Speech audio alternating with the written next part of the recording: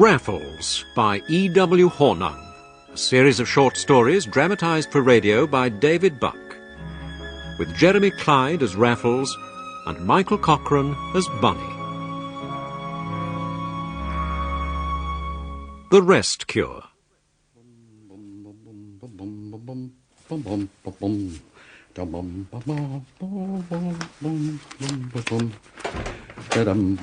Afternoon, Hawkins.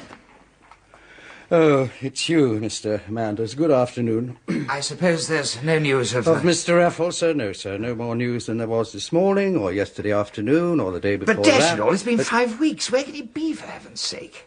Mr. Raffles is under no obligation to inform me of his whereabouts, sir. He comes and goes as he pleases, like most of my gentlemen. Yes. Oh, well, I'll try again tomorrow. Very well, sir. I retraced my path down the steps of the Albany as I had done for many days now. I was frankly worried. It was not like Raffles to up sticks and vanish without informing me of his whereabouts. At first I had assumed that he was off to play in one of those country house matches with which he wilfully preferred to wind up the season. Yet a diligent perusal of Field and the Sportsman failed to yield any such information. He had, quite simply, vanished off the face of the earth. Oh, I say, look where you're going, my man. Beg pardon, Gav. Here, Gav, you ain't got the price of a cup of coffee on you, have you? Why is it you fellas always ask for the price of a cup of coffee? It's pretty obvious it's not coffee you're after. Oh, Lord bless you, Gav, the price of a glass of gin would be even more acceptable. Oh, very well. Oh, why? Oh, thank you kindly, Gav. The gent you're looking for says this, that you're to meet him at dusk in Holland Walk. Eh? Here, what did you say? Come back. But the man was gone before I could detain him. The message was from Raffles, of course. How typical of him to remain silent after all these weeks, and then send this peremptory message by means of a gin-soaked vagrant. I had a good mind to teach him a lesson, and not show up at all. Excuse me, is this Holland Walk? I've got lost in this confounded fog, and... Oh, it's you. Oh, Lord bless you, Gav, you done me proud this afternoon. I ain't one to let a gent wander these dark streets alone, so help me. Look, you're getting no more money out of me. That message came from Mr. Raffles, didn't it? I demand to know his whereabouts. You silly ass, Bunny. Don't tell all Kensington I'm here in residence. Raffles? I mean, AJ. Come along before you have the whole neighbourhood in on my secret. Now, follow me closely. That's a good fellow. And he was off into the fog at a cracking pace, for all the world like any tatterdemalion denizen of the gin palace and the gutter. And I mused, not for the first time, of how great an actor he might have been, had he not opted instead for the twin pursuits of cricket and crime.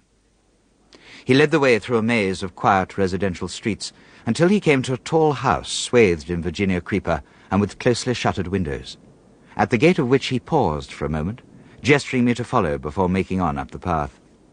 I joined him at the door, which he proceeded to open with a latchkey. Inside, quickly. I could not understand his haste, but did as I was told, and stumbled into the unfamiliar hallway. I'll get a light.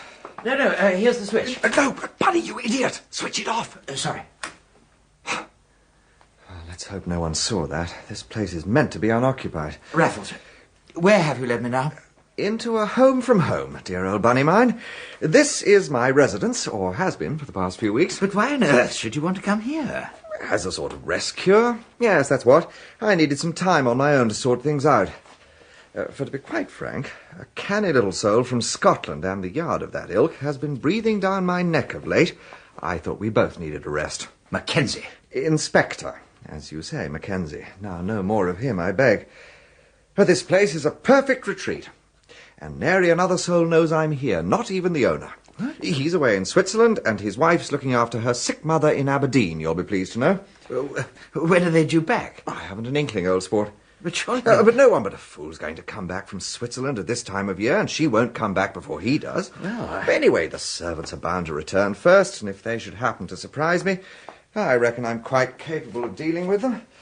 Now, here, this will have to do as a light for the present. An opera hat, you see. Makes an excellent dark lantern. There. That's the ticket. Now, I'd better change at once, I think, into something a little less offensive to eye and nostril. I bought these duds from a genuine tramp, you know. Yes, I can well believe it, Raffles. And I shan't be too sorry to see you peel off that vile beard, either. There, I'm afraid you're going to be disappointed, Bunny. It's not the peeling kind. More in the nature of a permanent fixture, don't you know? You mean to say you've grown it? I make that claim, old fellow. Although, to be honest, it grew itself. I simply went without shaving for a week or so, part of my rest cure. One of the fringe benefits, so to speak. Why, don't you like it? It's so thick. 2 owls and a hen, 2 larks and a wren, eh? Well, I've got the sort of face that could do with a bit of concealment. Nonsense, A.J. You're the handsomest of men. Well, besides, I'm of an age where a little dignity don't come amiss. I've always believed dignity came from within, Raffles. So did my beard, my dear old rabbit.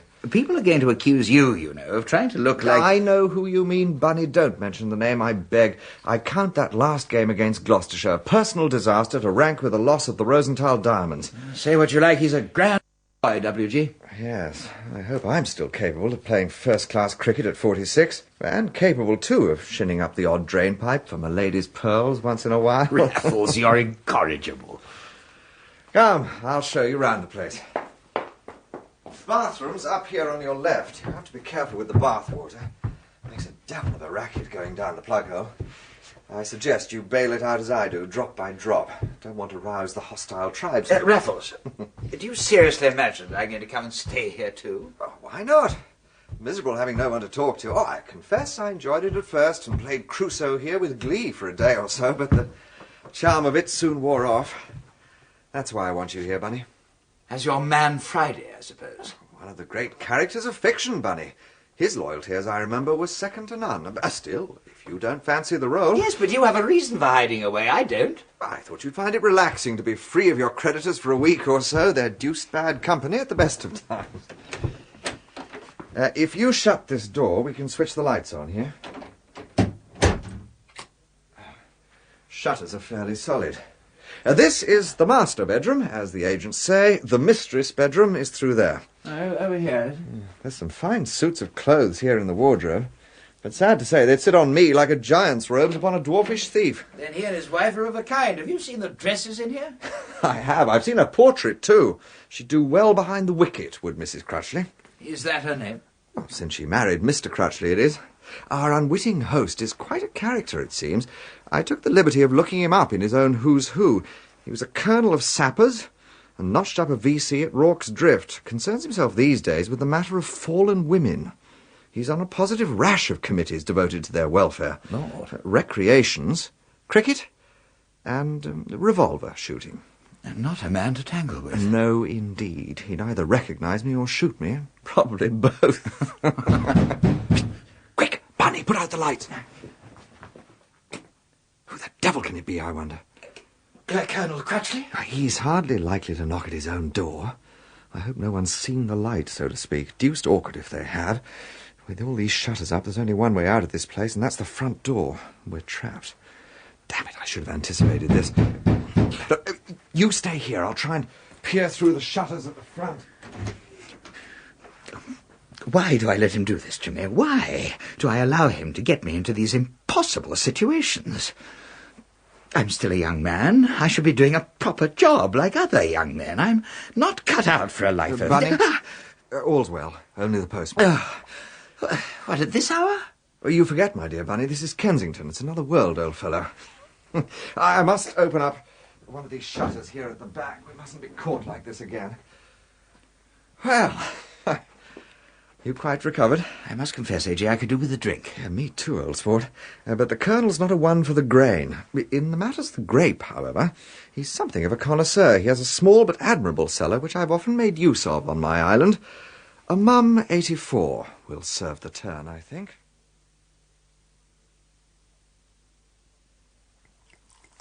Well, does the prospect of a week or so in these surroundings seem more congenial to you now, my dear Bunny? Look at all these books. You can catch up on all the latest novels. Now, either the Colonel, or more likely his good, if generously endowed lady wife, seems to have an insatiable appetite for fiction. There's Tess of the D'Urbervilles, The Light That Failed, All improving texts, I'm sure. These were stuff by that rotter Wilde. I'm not sure, Raffles. It's very tempting, I must admit. Excellent. Although I believe it's the mum that's changed your mind, not the prospect of a literary fortnight. I haven't said yes yet, Raffles. But it was, of course, inevitable that I should do so at last. Raffles always had his way in the end. Well, I'd better go and collect my things. Well, what things? Well, you know, razor, change of clothes. Nonsense. The Colonel is all that you need. There's a shaving kit in the bathroom and a selection of dressing gowns and the like. There's no need to dress up here, you know. A capacious dressing gown will enhance the monastic nature of our retreat. But it And not another word. There's a good fellow. And so I stayed. The days passed in untroubled calm, and we settled into a way of life, cut off as we were from the world, which was pleasingly ordered and domestic.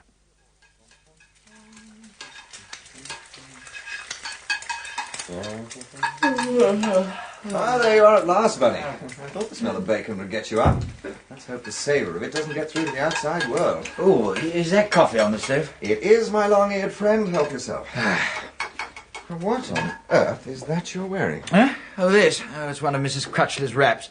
I was bored with tripping over the hem of the Colonel's bathrobe. It suits you. Here. Oh, well, that looks good. Thank you, Raffles. So, how are you this morning, AJ? I understand that those bottles of Romani Conti last night gave me quite a thick head. You drink in too much haste, Bunny. As if we were in a race to empty the bottle. Drinking is an art, like any other, and superior to most. For my own part, I feel relaxed and invigorated.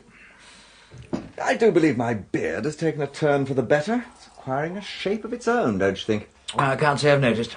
Less of a disguise than I'd hoped, of course, but that can't be helped. A disguise? Yes. But why on earth should you need a disguise? Oh, you know perfectly well, Bunny. I always work in disguise when I can. Work? A little job I have in mind, old chap. Nothing that need concern you. Oh, Raffles. I thought this was supposed to be a rest cure. Well, I've never denied the value of Providence in matters relating to my unnoised profession, and there's a house, I've noticed, on my nocturnal rambles that's simply begging to be broken open. Where? As it happens, just across the way. Oh, no. The master and mistress are creatures of habit, which, as you know, is a godsend to the likes of me. Uh-huh. Every Thursday they go to a play or to the opera.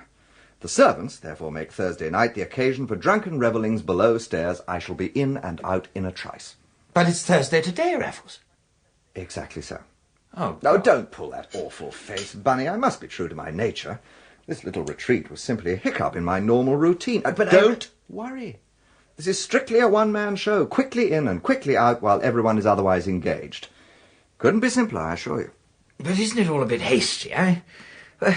Can't you wait till next Thursday? There may not be a next Thursday, old chap. Mine host, the Colonel, received a telegram this morning. Thought I'd better read it in case it was important. Seems the servants have been held up in a blizzard. That means two things. We can't rely on them arriving first. And that the Colonel is due back any day now. As you say. So, you see, there's no time to be lost. Tonight, as they say, is the night. And if you're a good fellow, you'll have some piping hot coffee waiting me on my return. And try to be wearing something a little more fetching. Huh? Why, you... Oh... It must be said that at this time there were few people who could put one over on Raffles. Whether at the crease or amid the bonhomie of his favourite club, I seldom saw him bested. If a bowler had a trick up his sleeve, Raffles had a couple of his own to counter it. I never heard a story told that Raffles could not cap if he was in the mood. This often, as you may imagine, led to no little irritability on my part, for I had long resigned myself to being a butt by nature.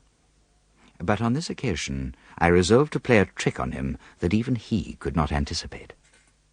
Right. Lantern, mask, bag of tools. I'm ready. Off with the lights, Bunny.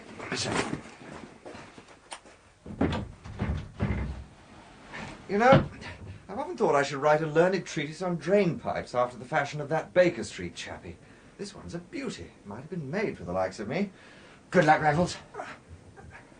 Thank you, Bunny. I half shut the window after him and drew the shutters to. I switched on the lights and made my way from the master bedroom to the smaller one which adjoined it. There I opened the capacious wardrobe and selected one of the dresses. This one, I think. It was a winter dress in velveteen, with big leg-of-mutton sleeves and a short silken cape over the shoulders, all in a most delicate shade of puce.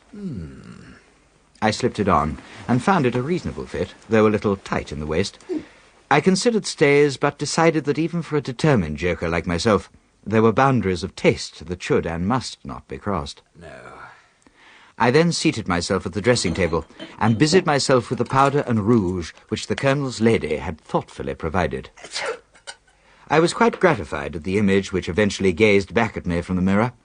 It was of a big, jolly girl, quite highly coloured, not quite a lady perhaps, but bright and personable. I gave her a fringe with the aid of a pair of tongs and hid the rest of my hair under a hairnet, topping the whole effect with a wide-brimmed feathered hat. To wear the boa or not wear the boa, that is the question. Yes, looks rather becoming. Oh dear, Raffles will be back any moment, and I haven't made the coffee.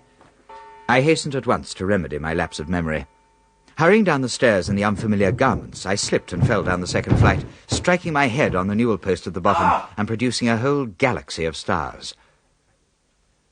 I was dimly conscious of the front door being opened and a tall, bearded figure entering. Then the hall was suddenly ablaze with light, and I sat up in terror at the feet of a formidable-looking man with a great barrel chest and hands as big as hams. The master of the house had returned. Who the devil are you? And what are you doing here? I fell down the, down the stairs, begging your pardon, sir. See that? Answer my question. Who are you? Amanda Noah. Amanda Noah? What sort of name is that? Italian, I suppose. Yes, Italian. Father Italian, was he? Yes. A lot of them are. Yes. Who sent you? Lady Rains, I suppose? Yes, Lady Rains. And who let you in here? The servants, I suppose. Yes, that's right. This catechism of the Colonel's would have been more difficult to survive had not the gentleman possessed the quirkish habit of supplying immediate answers to his own questions. The servants let you in? Yes, sir. Where are they, then? Answer me that. Don't tell me. No? They're in the bunch of grapes. Bunch of grapes? I thought so. Well, they shouldn't have left you alone here. Most irresponsible.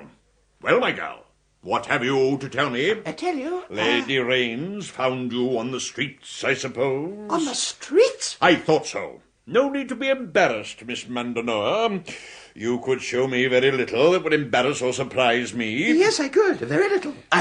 So what did Lady Rains say? Well, she, She told you to come and see me personally? That's right. What did she tell you about me? About you, Governor? That I had devoted the last 10 years of my life to stamping this evil from the streets of London? Yes, those were her ladyship's very words. And she told you that I would be prepared to help you? Yes. Provided you were prepared to help us in your turn. By telling us the name of your creature. Creature? Creature! I don't have one. We're not allowed them where I live. What? Not even a goldfish. Don't chop logic with me, young woman. Your parasite, I mean. Parasite? Exactly! It struck me that the Colonel's unwillingness to call a spade must have been a great hindrance at the meetings of the various committees on which he served. It also struck me that a dangerous gleam had entered the Colonel's eye as he was speaking. It's my belief we can strike at the roots of the problem by dealing with these parasites as they deserve. Horse whipping is too good for them, I say. But it will do for a start. I myself have been known on occasion to thrash such a man to within an inch of his life. He continued in this vein for several long minutes, during which time I strained my ears for the sounds of Raffles' impending return. Once I thought I heard the light thud of a footstep, then a scuffling. Then all was silent once more. With my leather thongs. Are you listening to me, girl? Yes, of course, sir. My only thought was to protect Raffles from this madman, who was obviously in a mood to inflict condign punishment on any man he suspected of being the agent of my shameful trade. The other alternative, that he should surprise Raffles and recognize him, was equally unthinkable.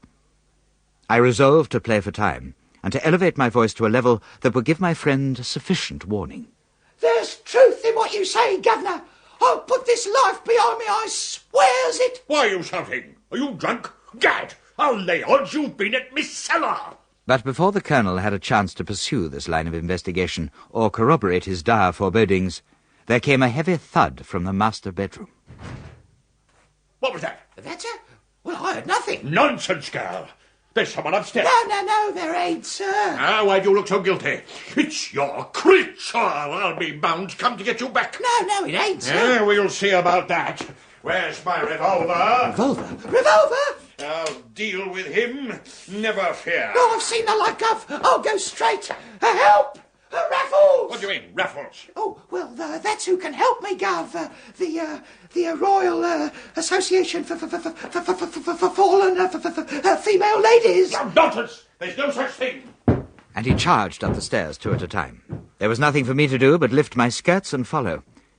I was at his elbow as he reached the bedroom door and flung it wide. Great Scott! Good Lord. Another of them! On the bed, head in hands, sat a middle-aged woman, weeping softly to herself. She was dressed in tattered finery, and her tears made deep tracks down her heavily rouged cheeks. What the deuce are you doing in my bedroom, madam? Oh, forgive me, Governor. I've got too queer. Drunk, more like. Why didn't you say there were 2 of you, Miss Mandanoa? I forgot. Lady Rains sent her too, I suppose. Yes. Yes, that's right, dearie. I mean, your worship. She said you might put us up for the night. Out of the question. I must have a word with Lady Rains and with the servants. This is a private house, my good woman, not a hostel. Oh, there, Miss Mandanoa. Behold this woman far gone in her depravity. Look at the squalid garments she wears, the gimcrack baubles and gewgaws. Look at her yellow eye, the coarseness of her complexion, which no amount of powder or paint can ever disguise. Is this what you wish to become? The state of this disgusting old woman preaches the cause of clean living more eloquently than any sermon of mine. Turn from this life, I beg you. I will, sir. But where shall we go, sir? There is a hostel to which I shall send you. The sooner the better. Come with me now. I shall put you in a cab. I'll give you a note for the warden there. I warn you, the discipline is strict and the entertainment frugal, but it will take you out of temptation's way until some decent employment may be found for you. There must be no reversion on your part to your old ways. Oh, no, your worship. That's all behind us now. Yes, I'm glad to hear it. Very glad indeed. We duly accompanied the colonel from his house and followed at a respectful distance while he led us to the nearest thoroughfare and bundled us into a hansom. Here's half a sovereign. Take these women to this address directly. Right you are, Governor. Now, Miss Mandanoa, you too, old woman. I hope we shall not meet again. No, so do we, Governor.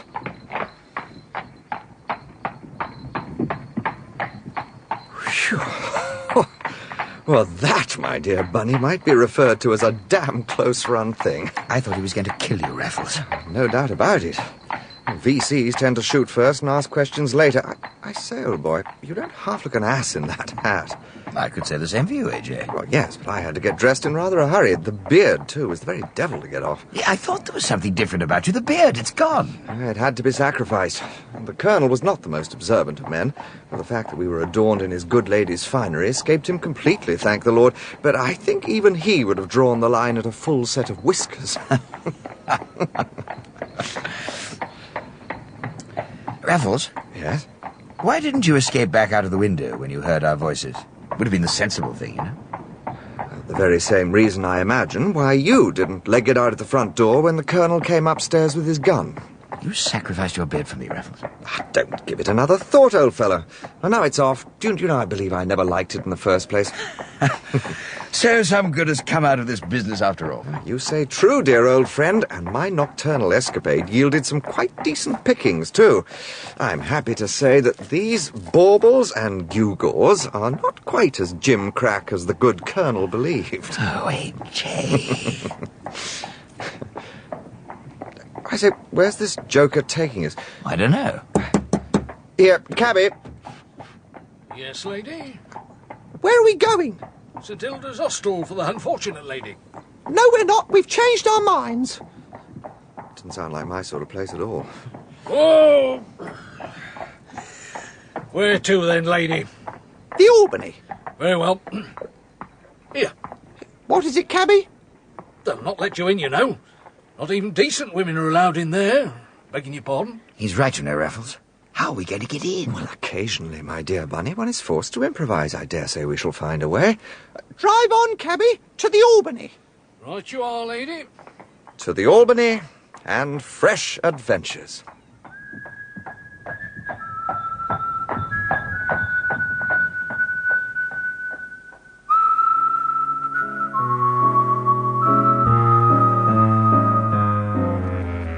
In The Rest Cure by E.W. Hornung, dramatised for radio by David Buck, Jeremy Clyde was A.J. Raffles and Michael Cochrane, Bunny Manders.